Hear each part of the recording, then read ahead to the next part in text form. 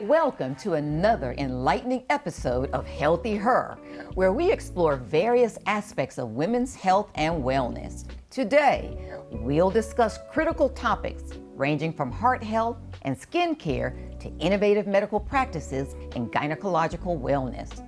Join us as we talk to incredible experts who are dedicated to empowering women to lead their healthiest, most vibrant lives.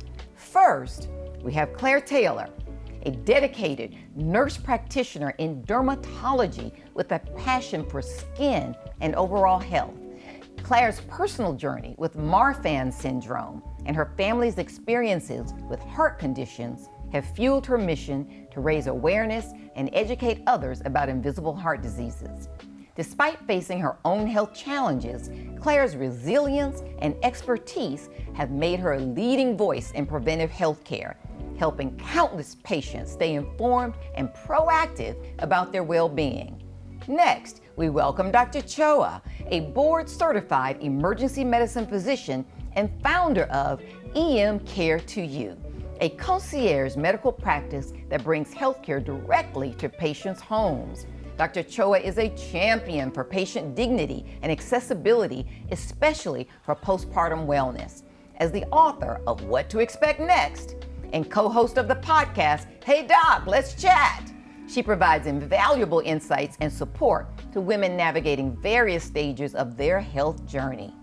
And Dr. Sonyini Hawkins, a board-certified gynecology physician and minimally invasive gynecologic surgeon.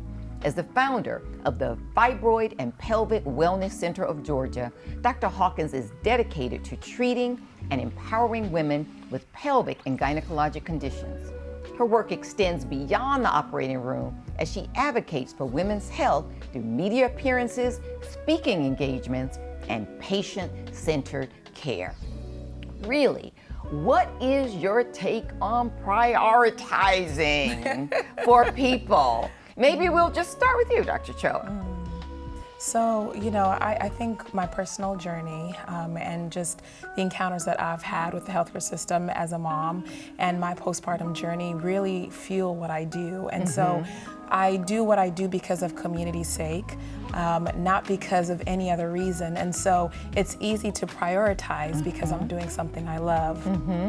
And Claire, what do you think about that? Yes, so I prioritize and urge my patients every day to prioritize their self-care. I feel that has dramatically changed my physical and mental well-being, and it even so prompted me to create a nonprofit organization that surrounds self-care for those who are underserved and in need around Atlanta.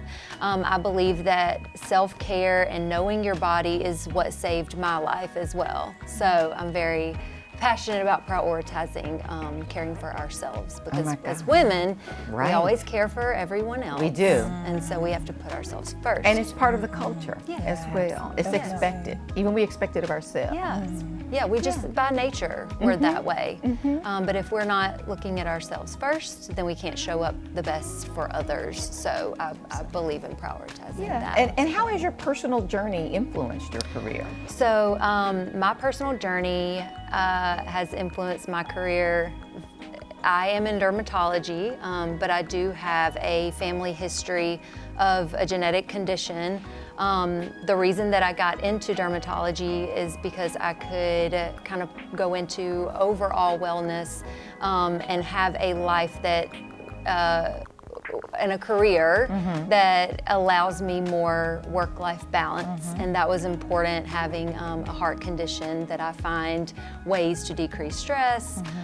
So it all came full circle when I started having symptoms and had to have open heart surgery last year, that I feel like the career that I have has allowed me that work-life balance to figure out what I needed to do for myself.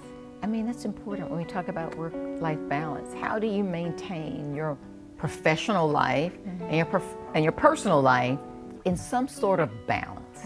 Yeah, I think it's important that I found something that I really have a passion for. So I'm able to kind of seamlessly, hopefully, blend the two. Work and home, making sure that I stay engaged with my family when I have time with them, but also knowing that my patients are part of my family as well. And I take great pride in the work that I do with them. I'm able to do more than just clinical work, teaching, advocating, doing things like these appearances with you, to be able to educate masses helps with that balance. And it definitely makes it easier to do what you do when you love it. Dr. Choa, what motivated you to start EmCare to you? And how did that even evolve? Yeah, so, I worked during COVID, and COVID was a transformative time for me and for many physicians and healthcare providers.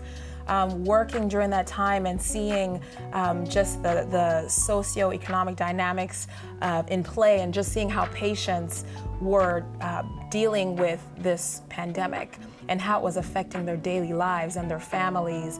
And I thought to myself, I really wanted to do something to bring dignity back to medicine. And so I had a mentor at the time who was doing in-home visits, and he would become a part of the family. He would go in, he would take care of every single member of the family, and he really would light up as he was talking about what he was doing. So I took it upon myself. He was my mentor. I went into some of these homes and went on some home visits with him. And I thought to myself, this is really what I want to do. And so I started the practice last year, and something happened when I started the practice. I initially thought maybe I was going to get businessmen and people, working professionals, but I realized who I was getting was mom. Mom was calling me most of the time. Mom was calling me for the sick babies. Mom was calling me because she couldn't leave her house. She was busy. And this really was a convenient way of getting care. And so as people were calling me, I realized that not only just moms, but postpartum moms. And when I'd go into their home, a lot of them were in distress, they were crying, their needs were great. And they just had so much that they needed, whether it was mental, whether it was physical, whether it was help. And so I created this niche where I take care of postpartum moms. And I go in a week after they give birth, I check on their wounds, I conduct a series of questions about their bleeding, depression, and I also provide them with lactation guidance. So I have lactation consultants who I work with, pelvic floor therapists, mental health professionals, and I bring all of these things to the home because I really realize that a lot of postpartum moms are struggling. Yeah. No, absolutely. And you know what? A great service and niche. You say it's a niche market. I imagine it's not really niche. It's probably a huge unmet need. Yeah. There's a need. Dr. Hawkins, let me ask you, as an endometriosis and fibroid warrior, shall we say, how has that shaped your approach to patient care? Oh, it's greatly shaped it. As a matter of fact, it's absolutely why I've gone into what I do now. I definitely was diagnosed when I was at a crossroad of making decisions about what came next. Kind of always knew I wanted to go into women's health. Absolutely loved the obstetric portion, but surgery just spoke to my soul. And then to find out that I had these diseases and I was missed in my diagnosis, even as a healthcare professional, having had not seen the signs and symptoms myself. Now I know that when I approach my patients, I can see myself in their shoe. I can actually remember the experiences that they're denoting, and even those missed opportunities, because I was taking care of everybody else. I was taking care of my family, my new husband, and worrying about what's next with family care or what my family planning was coming to. So now, in my own way, I'm able to approach my patients with the type of empathy that I think that they greatly appreciate. And I want to be the doctor for them that I needed for myself 12 years ago. I love that. Be who you needed, because you see that. Claire, let me ask you something. So many myths and stereotypes, really, about women's health. How are you challenging some of those stereotypes? That's a great question. I am challenging it because I am challenging every patient who I see who is, most of my patients are women, and I'm challenging them to look deeper into their life and their lifestyle and their health, when they see me and they hear that I had a genetic heart condition that required open heart surgery at the age of 38, they are shocked, as are most people. So, you know, I take care of my skin. It's what I do. I take care of my body. I work out. I appear healthy on the outside, but there was this thing that was going on inside of my body that could have killed me, and it did kill my dad at the age of 32. Wow. So I challenge them that it doesn't always look the same, and if we don't show up for ourselves first and advocate for ourselves, it can go so missed, and it can cost you your life. And so I challenge all of my patients that I come in contact with to really pay attention to what's going on. Don't ignore the signs. Don't let anybody write you off as anxious or stressed when you know that something else is And going there's on. that. Yes. We're always stressed, anxious, or everyone, depressed. yes. Or hysterical. Or something. hysterical. Right. But when you know something's wrong, no one knows your body better than you do. And so I challenge them, you know, they could be having issues with their skin, but we look a lot deeper. Everybody that sits in my chair knows that we're gonna go a lot deeper than what's on the surface, because what's on the surface is often a reflection of what's going on inside. And that's so important, so. I love that. Yeah. And Dr. Choa, are you addressing myths and misconceptions in your practice as well that you're having to sort of challenge? Yeah, so I would say one of the myths is that women, you know, certain things come naturally, right? You know, so I remember being told, you just have to get through, because many women have done this before, and this is something you should do, right? For example, breastfeeding. A lot of people think breastfeeding is easy because they see, you know, everybody picks up the baby, puts the baby on the TV. It's made to seem like such a natural thing. And yes, it's natural, but women struggle. They struggle every day, and for some people, it's not going to be natural. They have to get the help that they need. And so I think women have to understand that some of the things that you're going through, they're not always normal. They're not always things that you're supposed to go through. That there's help. You don't have to go through these things alone. Claire, your family, and I'm a cardiologist, so completely interested. Your family's experience with Marfan syndrome, how has that shaped your perspective? That has changed my whole life. Losing my dad. Did your father know he had Marfan? No. So he didn't know? Okay. No, and we didn't know for years and years. You know, he passed away, I was 8 years old. I had a twin brother and sister, brand new, 1 year old, brand new babies in the house. And then my father passed away in his sleep next to my mom. He was healthy, he worked out, young. So it was a shock. I mean, it rocked our entire family and world. And, you know, when you find out the reasoning for it, you're like, okay, that's not normal. This has got to be something that's maybe congenital, genetic, but they still didn't test us. And I don't think there was a protocol in place for any of that. So it was kind of like nobody really knew what to do. But my brother and sister both started having symptoms when they were 18. And it led us to the heart doctor, and I went with them because I was like, we're in this together. They heard the first mention of our family history. They fast-tracked us to genetic counseling, and we got some blood testing. We don't look anything like a normal or a typical Marfan patient would, or anyone with heart disease. So we got the diagnosis. Since then, my brother has had a repair of his aortic root about 4 years ago. I just had mine done. My sister's stable for now, which is great. But what has come about since then is that my dad's sister also has the condition. Her son has the condition, and his oldest child has the condition. It's wild. Really genetic. We don't know where exactly it came from, but my granddad lived to be in his 90s, so I have no idea. But it has absolutely rocked our world and just made us much more aware of our health. So it's powerful story. Crazy. Certainly touches me as a cardiologist, you know. And it's not that common, actually. It's not that common. Yeah. And and oftentimes we occasionally see it in athletes with sudden death. So kudos for finding out and getting your treatment. I'm so thankful to God for giving us that knowledge, and not having, one more of us be lost too soon. Yeah, So, and I'm sorry about your father. thank you. Let me ask you, Dr. Hawkins, how do you bridge the gap between pelvic wellness and aesthetic treatments, and how do you even start that conversation, to bridge that? So that actually was birthed out of just listening to what my patients were asking for. When I built my practice, of course, my focus was surgery as a minimally invasive surgeon. I just kind of highlighted what are the surgical ways that I can help this population of women. Right. However, as I expanded and brought on a nurse practitioner that did women's care and other surgeons that wanted to kind of build this environment where women can come for all the things that they need.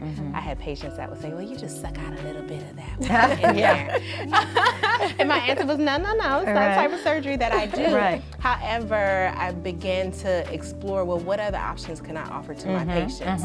So that non-surgical aesthetic portion that was very safe, wouldn't put my patients out of time with their families or work, could definitely get them back to themselves quickly and actually reach their goals that they wanted, was why I even entertained bringing it into the practice. And the patients, when you listen to them and meet them where they are, they're grateful for it. Meeting people where they are, giving them what they need, while you have the audience as well. I think that's incredibly important. It's been good. Dr. Cho, I sort of want to switch gears a minute just to mental health. And how important is mental health, not only to your practice, but specifically to your practice, but how important is mental health just for women's overall well-being? It's so important. I always tell my patients my own story. The first time I ever saw a therapist was after I had my child. For a lot of times in my life, I was going. I was that strong person, right? Keeping face, doing everything I could, because I'm a strong Black woman, right? And until I had a baby, and that baby humbled me, and I realized I couldn't do anything. I couldn't function, I couldn't work, I couldn't do the things that I enjoyed doing. It was crippling. And I had to deal with that. I had my own journey with postpartum depression, and if it wasn't for my neighbor identifying that, if it wasn't for the therapist working with me, I'm not sure where I would be. So for my patients, I emphasize it. It is important because they cannot be there for their children, they can't be there for their partners, they can't be there for other people. And we know that women really are the gateway into the home and the community. And so for women, I emphasize this more than anything, because if we're not healthy mentally, emotionally, we can only accomplish so much. Claire, you have such a compelling story. What advice would you give to people who have a health challenge and they're feeling overwhelmed, especially a woman? I feel that. Yeah. Leading up, I learned that I would likely need surgery, and had about 3 months for when it was scheduled. That was probably just as hard as after the surgery. That anticipation, not knowing what was going to happen. I'm only 8 months post-op, so I get a little shaky talking about it still. It's still fresh. But my faith is the number one thing that has gotten me through it. I believe that's why I'm here. I believe that's why I'm healthy now. My relationship with God is the only thing that got me through. And I have a very strong relationship with my husband too, my mom, my sister, my brother. I think that your family, or those that you choose to be your family, are so important, and who you choose to surround yourself with, and who's in your ear, and who's telling you things every day is crucial. I had to hear, even when I didn't want to hear the positive affirmations, because I was like, you don't know how it's gonna go, and maybe I just want to waller in this, pain and uncertainty. But my family and my husband would not let me do that. And I think that's so important. It's so important who you pick as your partner. It's important who you choose to maintain your relationships with. And a relationship with God is so important. I had something bigger to lean on. I had Bible verses that I would just say over and over, whether I believe them or not. It's, you know, like you were mentioning, your mental health is everything. I had to be as strong as I could going in. And coming out of it, that is what fast-tracked my recovery, why I feel like I'm okay. I have friends who have gone through open heart surgery. You know, through this journey, I've been able to hear of other stories that I was just blown away by. This is not very common. But I have some people in my life who I know who have gone through this, who are years out and still struggling, and it breaks my heart, so to speak. That maybe didn't have such a strong foundation or such a strong community or family around them. So I am looking into, I work with the American Heart Association, trying to get in with WellStar and Piedmont in their cardiac rehab program to just be an advocate. Because sometimes you just need someone who's been through it to tell you, this is where you're at. It's not good right now, but it's going to be okay. It's going to get better, because it does. So, yeah. Over time. Over time. A lot of time. Over time. But it happens. There's time. And you know, maybe there are also specific taboos that have to be addressed as well in you all's practices. Do you find that? I mean, I feel like I work and live in the world of taboo, Okay. below the belt topics. Okay. That many women just don't always feel comfortable discussing and don't understand, to Claire's point, their family history. Right. And how important the conversations, as uncomfortable it might be, to talk about why did Big Mama have to have a hysterectomy? Right. What was that condition that caused great grandma to pass away? She was bleeding when she shouldn't have bled, but we don't understand what happened to her.